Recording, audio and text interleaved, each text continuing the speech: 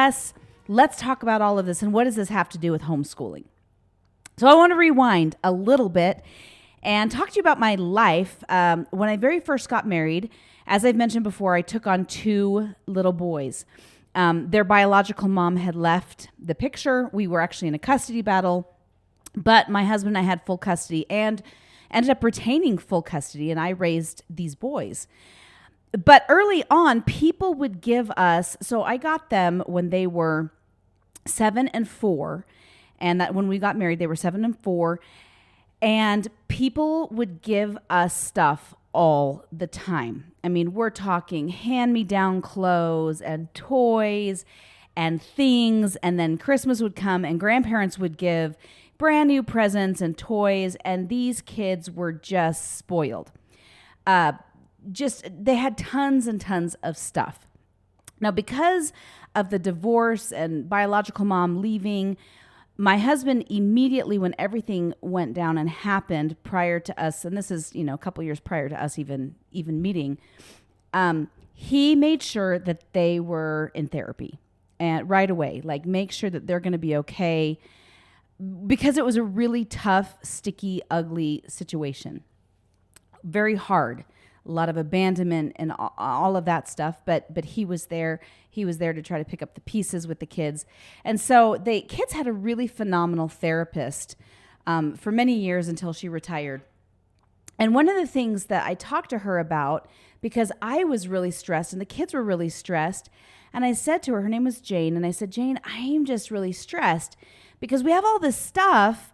And all of these, we have like 6 bins of clothing and then everything in their laundry basket. And people keep giving us toys.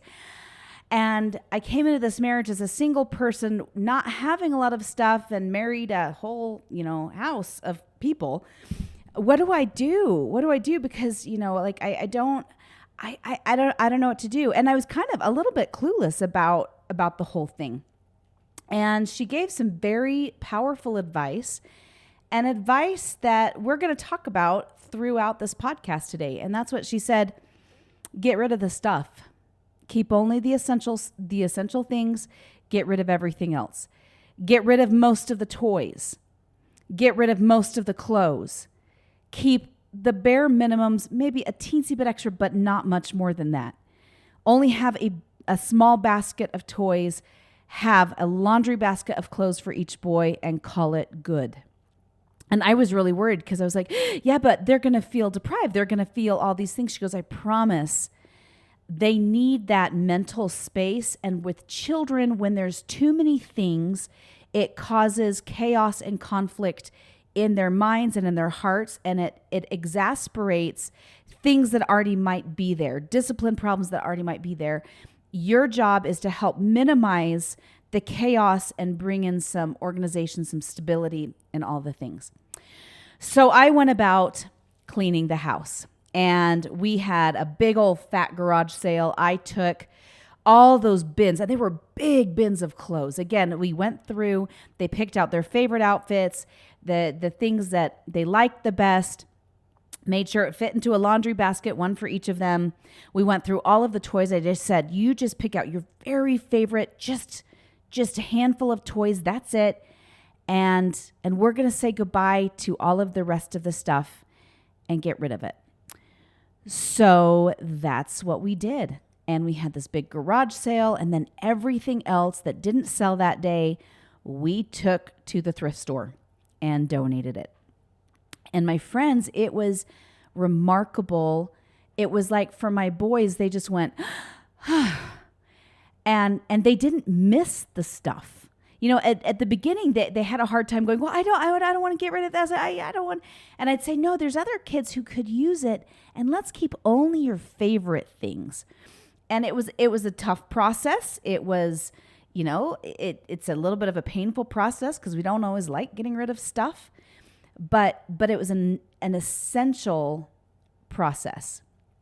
Fast forward a few months, and I find the same thing happening, except for instead of it being physical stuff that we have too much of, I found that we had too much in our schedule.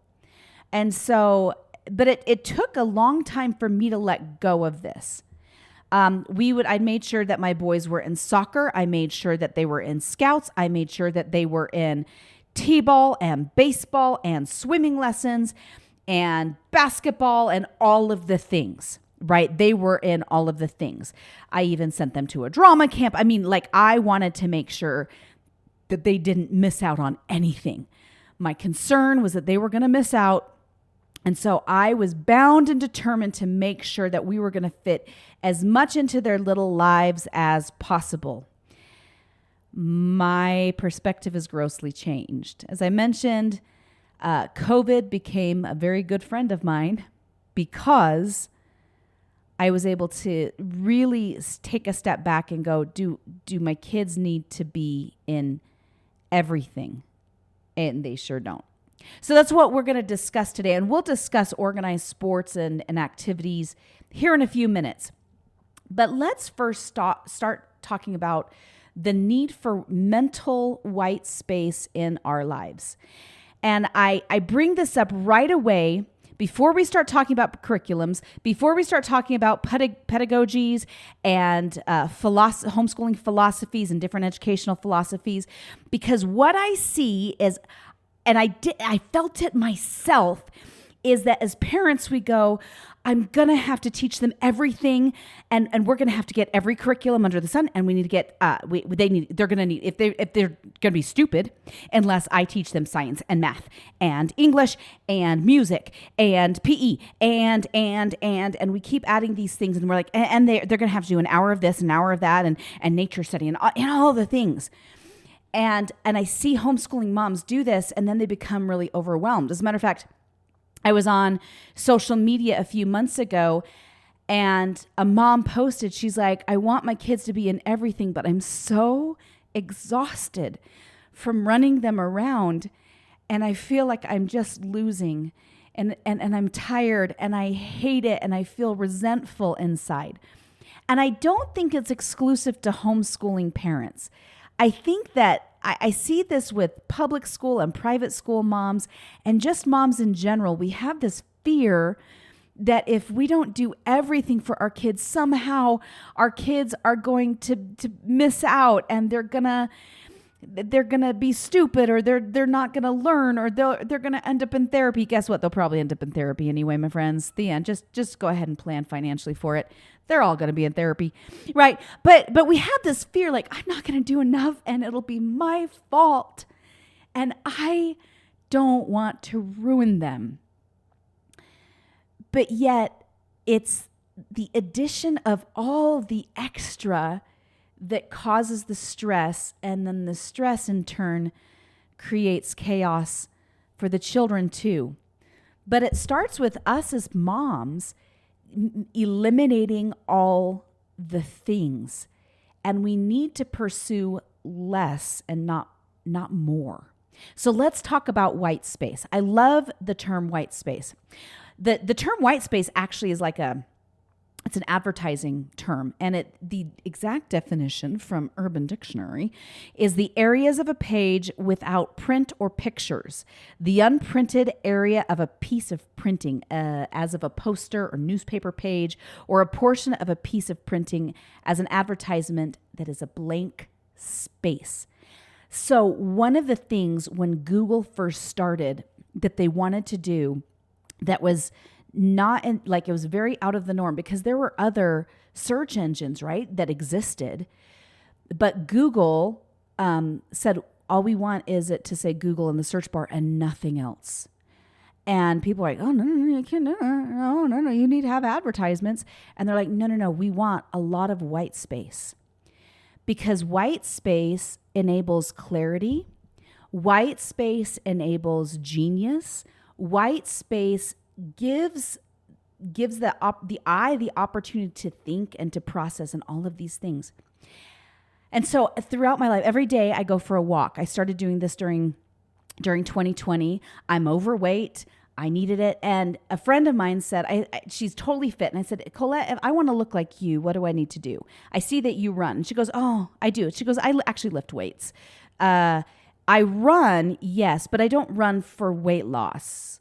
And I'm like, really? Why not? And she's like, well, I mean, it helps me keep, totally fit, but I run because it enables me to think and have space to think and be by myself and just think. And so I switched because I had a really hard time exercising. And so I was like, yeah, I need to go on walks for my mental health, right? And my walks actually have become a great sense of therapy for me. It has enabled me to kind of commune with God and with the divine and become centered. And then we find out all the research on how good walking is for us, and then how good it is on the, the elements on our bodies and being in nature and all of those things. There's benefits. But I found that became something where I was able to gain clarity as each morning I'd get up, and I'm not a fast walker. I'm a very, very, very slow walker. People have walked with me and seen how slow I walk, and I walk very, very slow. But it gives me, yes, it does give me some amount of exercise, but it also gives me clarity and white space as I'm trying to work on eliminating all the stuff on my body, the extra fat and things like that. And I'm doing pretty darn good. I'm kind of proud of myself. But it's allowed me to have the mental clarity that I need. And by not calling it exercise, I feel more energized to do it too. Because the second I say exercise, I'm like, oh no, now it becomes a chore as opposed to a little reward for myself to go on these walks. But it's allowed me to have this mental white space. So one of the things that I've done on my walk is I often listen to audiobooks as I walk. And there's an audiobook called Essentialism. It's written by Greg McKeown. He's written for the Harvard Business Review. He's sought after as a speaker and as an author. He's taught at Stanford. But the book Essentialism, I'm going to just read you some quotes about essentialism, because I think we need to embrace this, particularly as you're going into the homeschooling year and trying to figure out what to do as far as curriculums go. So listen up. Here we go. Quote, "The way of the essentialist is the relentless pursuit of less, but better. There are far more activities and opportunities in the world than we have time and resources to invest in. Essentialism is not about how to get more things done. It's about how to get the right things done. The way of the essentialist rejects the idea that we can fit it all in, because, my friends, we can't. You and I cannot fit it all in. Even though we want to be super moms, it's not going to happen. We cannot fit everything in. So we're going to have to say no more than we say yes. The way of the essentialist rejects the idea that we can fit it all in. The way of the essentialist is the path to being in control of our own choices. If you don't prioritize your life, someone else will. The pursuit of success can be a catalyst for failure. Success can distract us from focusing on the essential things that produce success in the first place." So there is, the Navy SEALs have a mantra, and I think it's really quite beautiful. And it's slow is smooth, smooth is fast.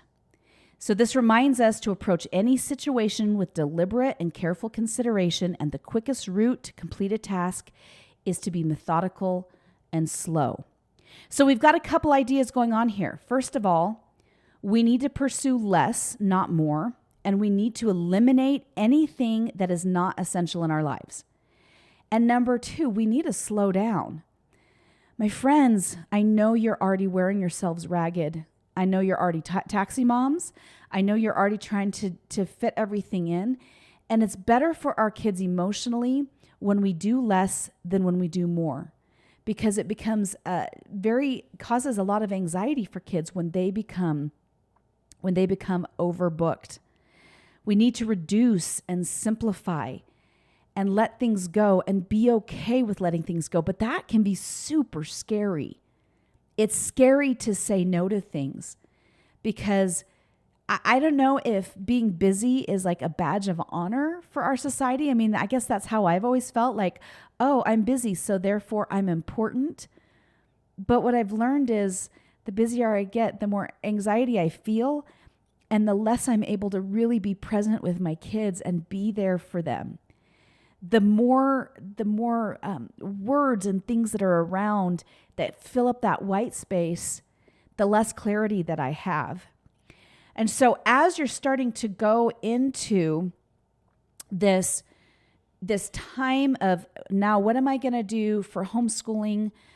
What curriculums are we going to have? I want you to start with simple. What does that mean? Well, rather than worrying about doing all of the subjects all of the time, start with 3. Start with, we're going to read together and we're going to read aloud together. We're going to write every day. We're going to write something. And then we're going to do a little bit of math. And then beyond that, we're going to take a lot of white space to figure out, and we talked about this with the deschooling process, figure out the next things. And maybe you're like, well, but per my state law, I have to do science and I have to do this or I have to do this or that or the other. Well, then maybe once a week you go, okay, once a week we're going to do a science lesson, but it's not going to be every day, or once every 2 weeks, or we're going to do art once a week, but it's not going to be every 2 weeks. If you can retain more white space than you have busy, you're going to find a lot more ability to discern and decipher what you need to do that's best for your kids. Now, I forewarn you, you're going to start feeling anxious in your heart because we've been conditioned to believe all through school that we had to be busy, we had to do more. I mean, we're even told it by the government. No, the kids need to be in school longer and more hours. And yet, the top schools and the smartest kids in the world have a lot of white space where they have freedom to choose and to breathe, because white space gives us the ability to breathe. So as you're starting to choose, like, what curriculums am I going to use and what things am I going to do, start with the very most important things to you. My suggestion, you start with reading, writing, math, and then you spend a lot of time outside.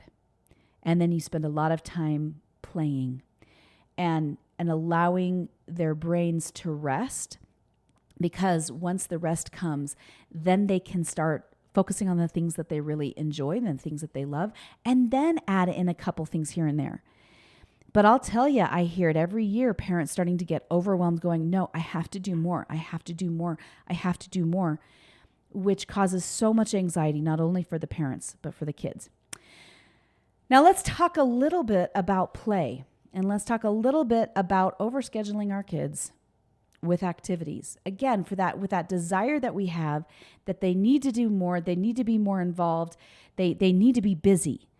I think busy doesn't bring brilliance. It just brings busyness and anxiety. So I have a friend who actually I started helping to homeschool last year. And she and I were chatting, and she said, it's interesting. This is last week. She said, my sister-in-law has a couple kids, and they're little, and she wants to get them involved in soccer. And I said, well, they're pretty little. Why don't you just wait for a couple years? And she said, well, here's the deal is she's like, they're not even interested in playing soccer, but everyone at my play group has told me if we don't get them involved in soccer now, they're never going to be able to be on a competitive sports team. They're never going to be on competitive, whatever. And she's feeling this pressure from, this peer pressure from her play group and the other parents at school who are like, oh, you have to do soccer. I felt that. I felt that when I first got married. And so we did all of the things until I was about to lose my brain, and the question that I have, and this is the question that my friend posed to her sister-in-law, she's like, why? Why is it so important that they become whatever? Why is it so important? They're not even interested in playing soccer. And yet you want to give up, 3 hours a week for practices for each child, and then all of your Saturday for a sport that they're not interested in hopes that what? What's the end goal? That they'll become professional soccer players? That they're going to move to Europe or South America? And what's the end goal? Seriously. And so I ask you that question, like, what's the end goal? It's one thing if the child really, really, really loves it. I mean, we're talking they really love it. But it's a different story if they just kind of like it, but you're doing it to compete with who or what. So I started tennis lessons because I've always wanted to play a racket sport. When I was growing up in Texas, my sister and I used to play tennis against the side of the house until we got in big trouble and there was divots in the side of our house and mud balls on the side of the house. And I've always wanted to take tennis lessons, and finally I had the opportunity. And so I started taking tennis lessons with a group once a week, and I love it. I have such a fun time. But this last Thursday during my tennis lesson, they're like, Janae, you really should join the tennis team. We've got a tournament tonight, and we have tournaments a couple times a week, in the evenings, and then this and this. And I immediately, like, my heart started to kind of race. And the tennis coach said, would you be interested? And I said, let me think about this for a second. So, and actually they brought it up for the last a few weeks about, you want to join the tennis team. You should join you're a 2.0, which is a tennis term for like your level. I didn't know that.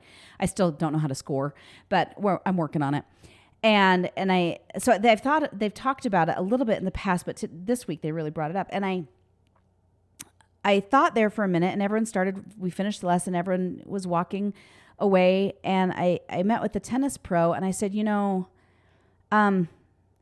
my goal is not to add things to my life, it's to take things away. And the thought of having to drive to other cities to play tennis on a team when I have so many things that I can choose from, that's not going to be my top priority. And I've spent too much of my life making things that are not as important as the important things the priority, and I don't want to do that in my life anymore. So I don't think I want to join the tennis team. And he was like, that's really wise.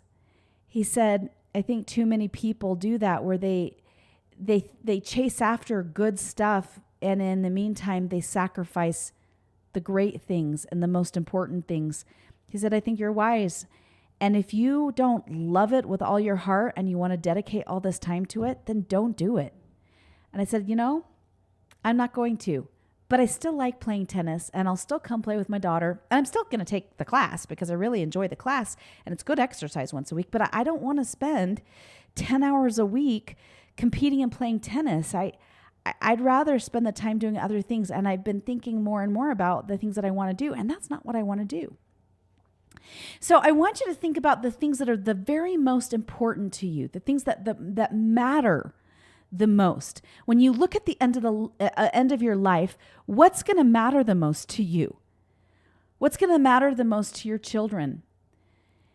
I have an 11-year-old who loves skiing, and he's really good, but I'm not willing to move to a different city so that he can ski every day during the winter. We go up once a week. We've decided to do that as a family, budgeted for it so we can do that as homeschooling parents, and that enables him to keep skiing. He loves to ski and he loves to climb. Climbing we can do here, and he's very, very good. But yet, even after his days of skiing, even after his days of climbing, even after, all of the things, when I tuck him in at night, and every night, my mother did this, I do this with my kids, I tuck my kids in and I say, okay, what was your happiest part of the day? And then I follow up with, what did you do today to make Jesus happy? Like, those are the two questions I ask. Then we sing a song, say a prayer, and I tuck them into bed. And without fail, it always surprises me, and I don't know why it surprises me, but 99.9% of the time, when I say, what was your happiest part of the day, you know what he says? He says, it was when you read to me. I love reading with you, Mom. I love snuggling with you. It's not the skiing. It's not the climbing. I mean, occasionally it is. If he's had a really good day of skiing and he didn't like the book that we read, he'll say, oh no, it was the skiing. But most of the time it was just being with you and reading with you.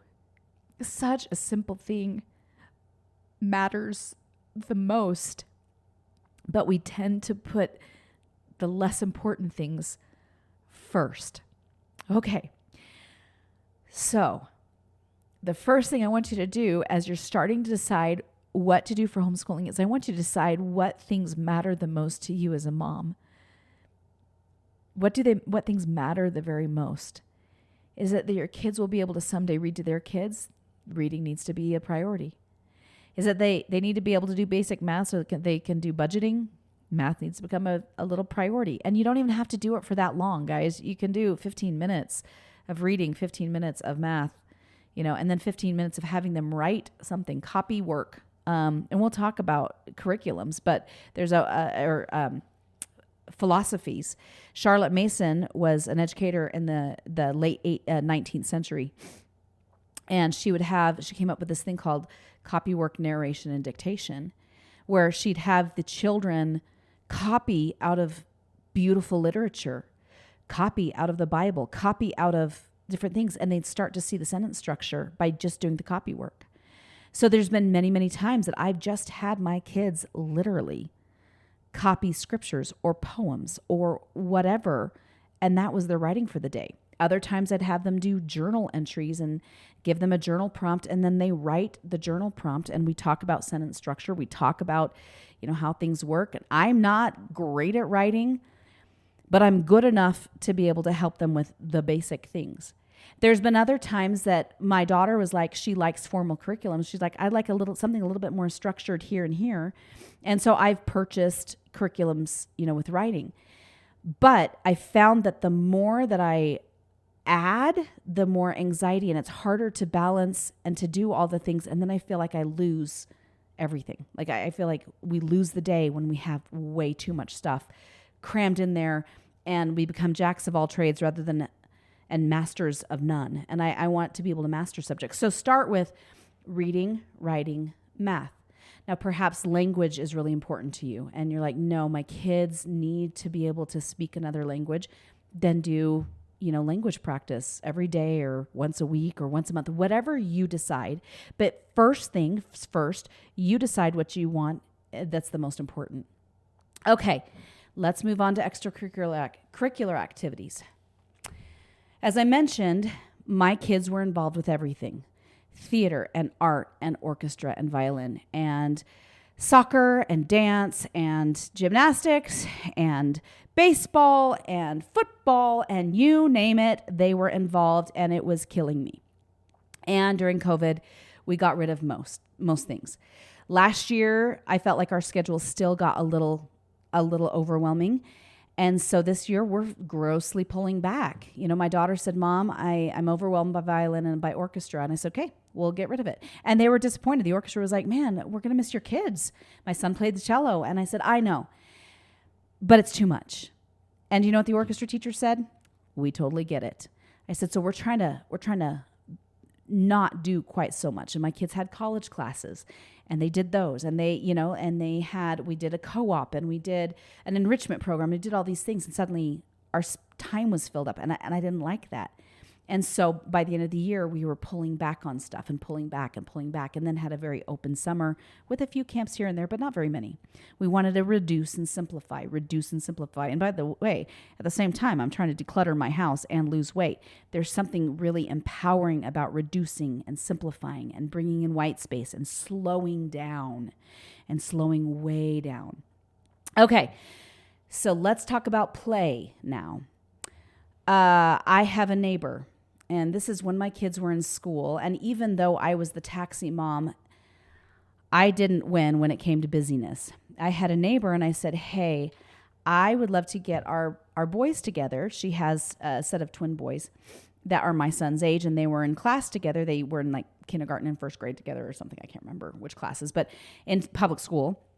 And I said, I'd love for them to get together and do a play date with them. And you guys only live down the street from us. It'd be great. And she's like, oh, shoot, we're super busy. And at first I kind of took it personally. I'm like, okay, so no, she's not interested in playing with us, right? But then she says, so my boys wake up at 5 a.m. We are to hockey practice by 5:30 a.m. And by the way, this is during the week, like during the school week. She said, then they come home from hockey practice, they get breakfast, they change their clothes, they shower, they get ready for school. Again, they were like in first and second grade, my friends. She goes, they go to school. Once they get home from school, we have piano, music lessons, soccer, whatever the sport of the season was at the time. Hockey was all year, but whatever the sport of the season was, they were doing it. And she goes, and then we go here, and then we go here, and then they come home. They have to do their homework. And then we have dinner, and they go to bed. And occasionally we might be able to do that if it's an afternoon where they don't have something, but I need to make sure that they're accomplished. And I actually felt really sorry for those kids. And I took it personally. If we're going to be completely honest, I thought, okay, she thinks I'm a loser and she doesn't want my son playing with her kids. I get it. Until I talked to another neighbor and they're like, oh yeah, her kids are so busy they don't play with anybody ever because they're in everything. And she wants them to be very accomplished. And I said, oh, okay, which her prerogative, that's her deal. I actually found it very, very sad. And I see her boys, and they'll come out sometimes, and they're always either doing yard work or whenever I see them, they are busy. And I felt sorry for the kids because kids need time for, again, kids need white space, especially children. They need white space. Now, in the show note links, I have a link so you can look at the book Essentialism, check that out, as well as the book Free to Learn by Peter Gray. Now, Peter Gray, my friends, is phenomenal. He's a research professor at Boston College. He's the author of Free to Learn. He's conducted and published research in neurodoctrinology, developmental psychology, anthropology, and education. He went to Columbia and Rockefeller, and his focus is on children's natural way of learning and the lifelong value of play. He's done evolutionary psychology as well. And he is actually a big proponent of the unschooling movement from personal experience, but also from his research. But one of the things that he talks about, and this is from an article in Psychology Today, it says some lessons taught by informal sports, not formal sports. Real life is an informal sport, not a formal one. That is the name of this article. And he goes on to talk about, he says he's not anti-formal sports, but he is concerned about them because we've lost this ability to play informally. And he talks about the reasons why play is so important. But he says, I can imagine many reasons why parents today value formal sports over informal sports for their children. For reasons that I had discussed in the post of July 29th, 2009, many parents are afraid to let their children play in settings where there's no adult supervisor or where they themselves, the parents, aren't present. To them, the formal game seems safer because of the adult presence and direction. Some harbor hopes that their children will one day become professional athletes or at least heroes on high school or college teams. So they value the expert training that the formal game may provide. Many parents see formal sports, unlike informal sports, as activities that can be recorded on children's resumes and help them into something sometime. Okay. And then he says, and this is the key, our cultural obsession with schooling has led many to the misconception that the only activities that count in children's development are those that are led by adults. All lessons are seen implicitly as coming top down from capable of adults to incapable of children. What, after all, could my precious child learn from other children? So he goes on with this whole article talking about the lessons of informal sports. Partially that formal sports, there's always somebody looming over the child telling them what to do, and they're not in a state of play. In a few episodes, we're going to be talking about Drive by Daniel Pink and intrinsic versus extrinsic motivation, right? When children are doing formal play, they are motivated most of the time by extrinsic motivation, that it's, okay, we want to win the championship. I don't want to disappoint my parents. I don't want to disappoint my coach, versus playing just to play because it's fun. He also argues that one of the reasons that he believes that there's so much anxiety is because of those pressures to always perform, and that there's not this freedom to play and to have essentially white space, as we talked about earlier. So he says these are the lessons from informal sports. Informal sports, as well as other child-organized varieties of social play, teach lessons that cannot be taught or cannot be taught as well by adult-directed formal sports. Here are the important lessons. And again, I'm quoting him. Number 1, there is no real difference between your team and the opposing team. So with informal play, the next day, all the teams change versus formal sports where you are on your team, you become loyal to your team, you're with each other the whole time. But in formal sports, the players can see that at every moment that their division into two teams is arbitrary and serves purely the purpose of the game. Okay. And he goes on to talk about that. In contrast, in formal league sports, teams remain relatively fixed over the whole game season. And this is how he concludes that thought. He says, of course, enlightened coaches of formal sports may lecture about good sportsmanship and valuing the other team, but we all know how much good lecturing does for children or for adults, for that matter. And so his argument is that no, they actually learn sportsmanship when they're informally playing, like they did in The Sandlot, that beautiful cult classic movie from the 90s about the boys who always went and played baseball every day on the Sandlot. Okay. Their own game, they played it. The number 2 he gives, to keep the game going, you have to keep everyone happy, including the players on the other team. In the minds of the players, the informal game is conducted just for fun. Nobody is forced or pressured to play. There are no coaches, no parents, or other adults who will scold you or be disappointed if you quit. No fans to please.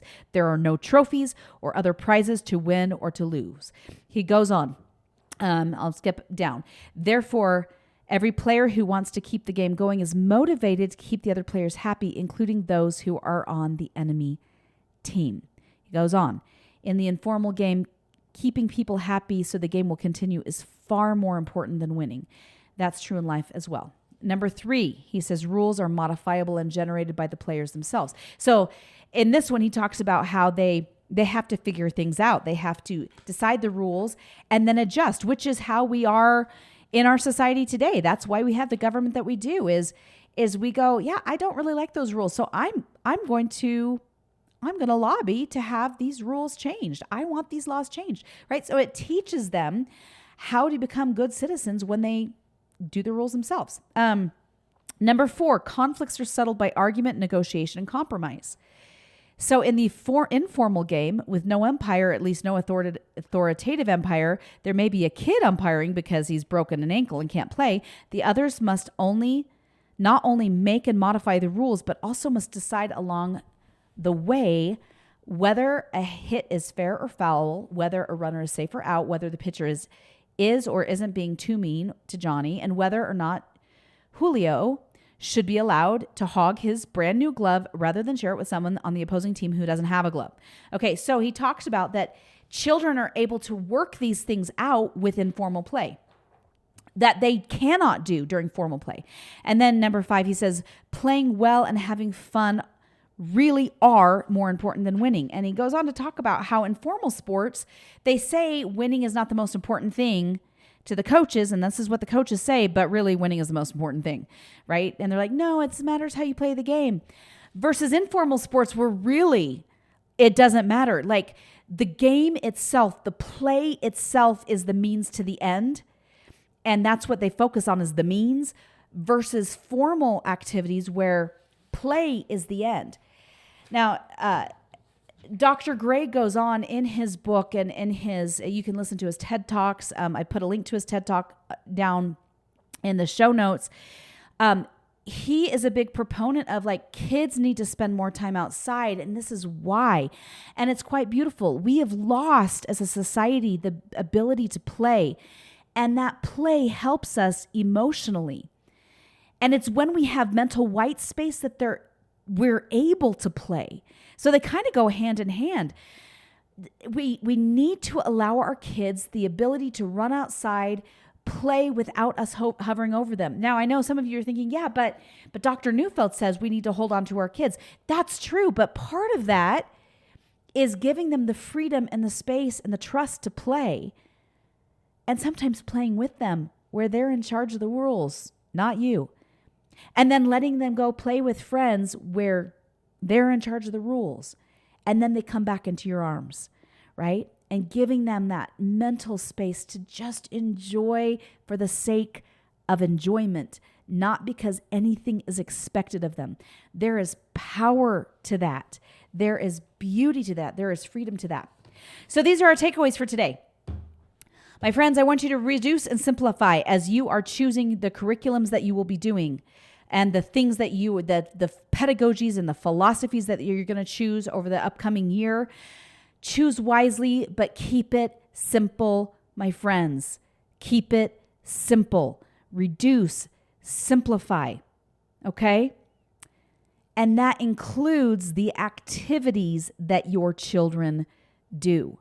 We became closer as a family when I started putting my foot down and saying no more to so many activities. And do you know how much my kids cared? They didn't. As a matter of fact, it got to the point that one of my kids was like, do I have to go to gymnastics? Please don't make me go to gymnastics. And I thought, if she doesn't want to go, why am I doing this? To keep up with the Joneses? To keep up with the playgroup ladies? Sorry. No, I want healthy, mentally healthy children that are happy. There is power in simplicity. There is power in choosing less. There is power in white space, and there is power in play. So with that, my friends,